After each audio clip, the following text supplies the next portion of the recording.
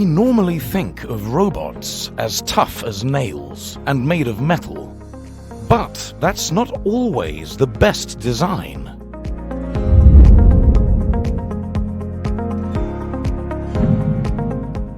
This is a knitted, wearable, soft robot.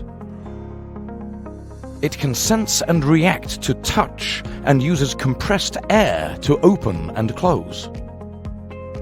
The glove was created with an autonomous machine knitting system. First, the stitch and sensor design patterns are specified in software. The designs are simulated before the printing process. Next, the textile piece is fabricated by the machine, which can then be fixed to a rubber silicon tube to complete the actuator. It allows the actuators to feel and respond to what they touch.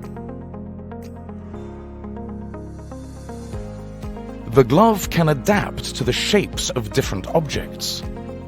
Several prototypes exist, including a soft hand, an interactive robot, and a pneumatic walking quadruped. The assistive glove could help finger muscle movement to complete tasks and motions. The assistive sleeve can help bend elbow or knee joints without exerting any force. The wearable soft robotics could be used to assist with moving other body parts, such as a wearable robotic exoskeleton.